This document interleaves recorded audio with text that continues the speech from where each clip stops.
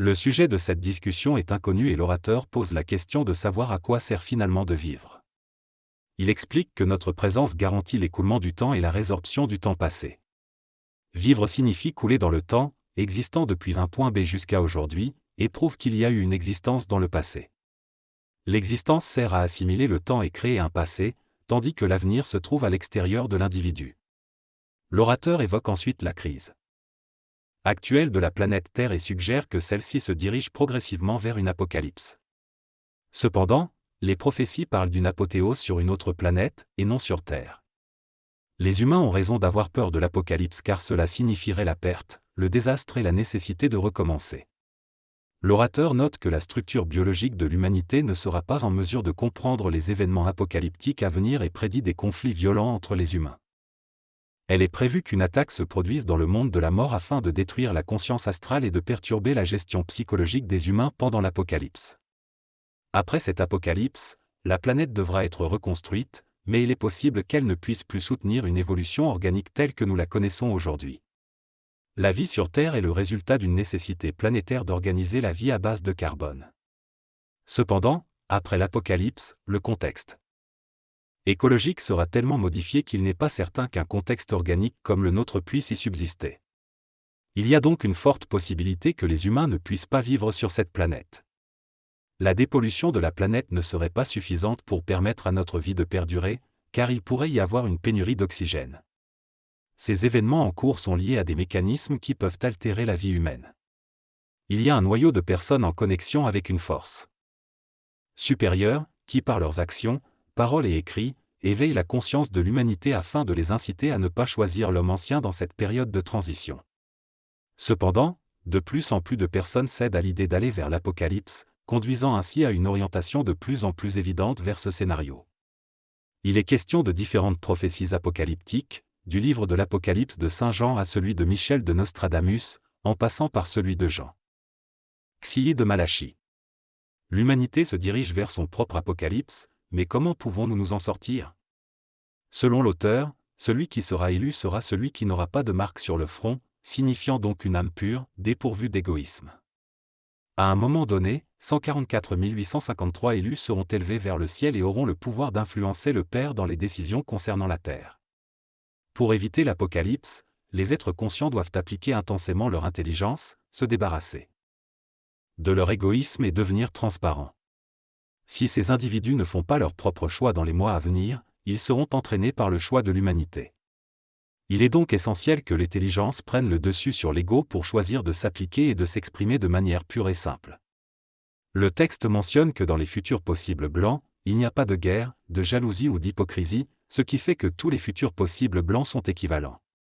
En revanche, dans les futurs noirs, il y a une multitude de possibilités basées sur la guerre, la jalousie et la domination. Les futurs noirs sont prêts à s'associer temporairement pour convaincre l'humanité de se diriger vers eux, puis se battre entre eux pour prendre le contrôle de l'humanité.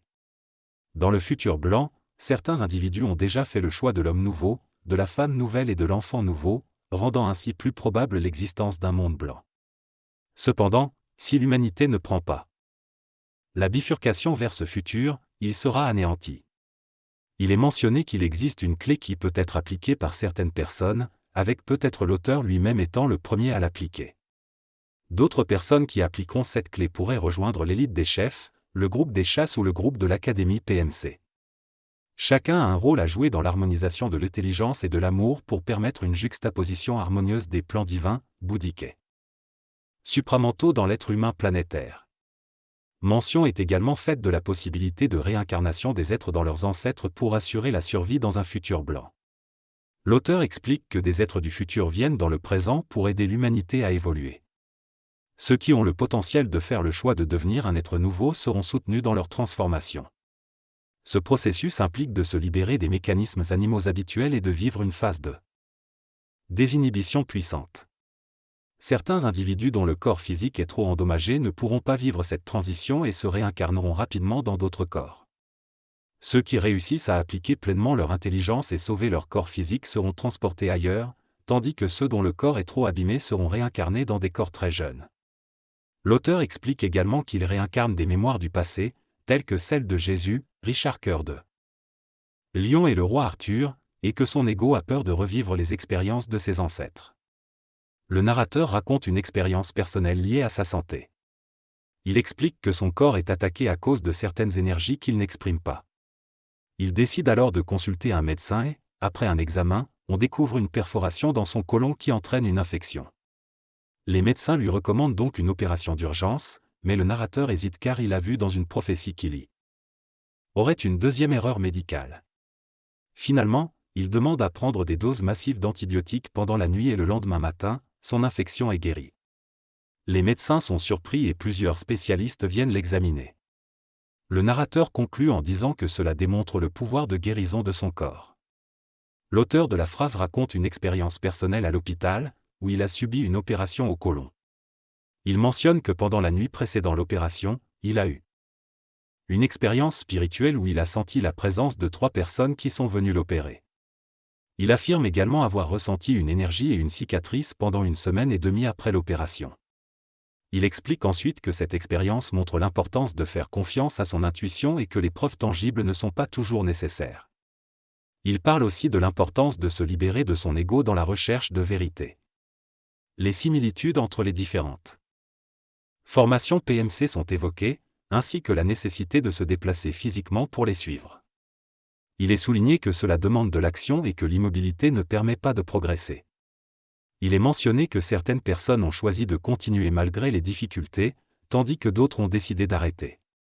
Un nouveau cadre est évoqué, à partir du PMC 3, où il est nécessaire d'être initié pour s'inscrire. Il est expliqué que l'initiation implique de laisser passer l'intelligence et que plus on attend, plus cela devient difficile. Il est affirmé que la libération de l'humain réside dans la simplicité plutôt que dans la complexité. Des exemples concrets sont donnés pour illustrer cette idée. L'importance de l'intelligence et de la négociation est abordée, avec un exercice de poignée de main qui permet de comprendre les résistances de l'ego. Finalement, il est précisé que cela ne signifie pas que l'homme nouveau doit nécessairement serrer la main, mais plutôt qu'il n'y a aucun problème à le faire. La purification est mentionnée comme étant l'abandon de la complexité. L'humain est complexe et se trouve confronté à des problèmes complexes. Il est important d'écouter son intuition, mais il y a un danger de se laisser guider par une intuition trompeuse. Il est préférable de prendre des risques et de se tromper parfois plutôt que de ne rien faire du tout. Chacun doit apprendre à faire confiance à son intuition et à appliquer son intelligence pour évoluer. Il est essentiel de comprendre la raison de notre existence pour éviter de vivre sans but. Chacun doit être son propre maître et faire des choix réels et véritablement appliqués. Il est crucial de devenir transparent, c'est-à-dire d'être ouvert aux autres et de suivre son intuition pour agir de manière altruiste.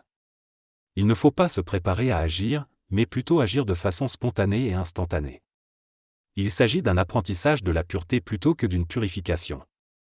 Chaque individu doit trouver sa voie pour se libérer de l'ego et évoluer vers un état de transparence. Dans ce discours, l'orateur exprime l'idée que pour être véritablement soi-même, il faut se débarrasser de tout ce que nous avons et mourir à notre personne. Il critique également le concept de personne en soulignant qu'une personne est simplement un être humain, alors que nous devons rechercher à devenir plus que cela. Il explique que l'événement lui-même n'est pas important, ce qui compte c'est notre capacité à accomplir ce que nous devons faire. Il souligne également que dans la société, on nous pousse à être des suiveurs et à paraître bien devant les autres, mais que nous devons plutôt faire ce que nous devons faire, même si cela va à l'encontre de l'opinion des autres. Il mentionne également l'intervention extraterrestre qui joue un rôle de plus en plus important dans notre monde. En conclusion, il affirme que l'être humain doit se débarrasser de ses limites pour devenir un être plus évolué et conscient. Il cherche souvent à simplifier sa vie en abandonnant les choses complexes. Cependant, il a tendance à créer une nouvelle complexité au lieu d'atteindre la simplicité recherchée. Il se crée des règles, des obligations et des routines qui ne font qu'ajouter à la complexité de sa vie. Pour atteindre la simplicité, il faut faire preuve de discernement, d'intelligence et se centrer sur soi-même. Il est important de ne pas se laisser guider par le doute et de ne pas chercher constamment la confirmation d'autrui. Le jugement est une perte d'énergie importante et est souvent basé sur l'image que l'on veut donner aux autres. Il faut abandonner cette préoccupation du regard des autres et se concentrer sur son propre développement. En laissant de côté l'ego, on peut aligner son intelligence avec ses choix et avancer vers une vie plus simple et épanouissante. Dans ce texte, L'auteur parle de la possibilité pour toutes les structures d'intervention malveillantes de nourrir l'ego de l'homme ancien, afin de l'amener plus loin dans l'illusion. Il explique que l'humain a jusqu'en l'an 98 pour faire son choix, mais chaque fois qu'il laisse son ego se reposer, il repousse la date de ce choix. L'auteur cite des termes tels que l'ego conscient, subjectif, l'inconscient, le surconscient, mais affirme que ce sont tous des concepts illusoires pour tenter de trouver une partie de l'ego qui ressemble à de l'intelligence. Il souligne que plus on se conscientise, moins on a d'ego inconscient, mais plus on régresse dans la conscientisation, plus l'ego prend le dessus. La spiritualisation est vue comme un apprentissage et une croyance, tandis que la conscientisation est d'être totalement conscient sans aucune croyance. L'auteur mentionne que dans le monde du futur, l'ancêtre dont il parle est un double de la personne actuelle et non lié à la génétique. Il évoque un ancêtre policier qui avait un problème avec une arme à feu. Enfin, il suggère qu'il reste 5 minutes pour expliquer la deuxième partie de son propos.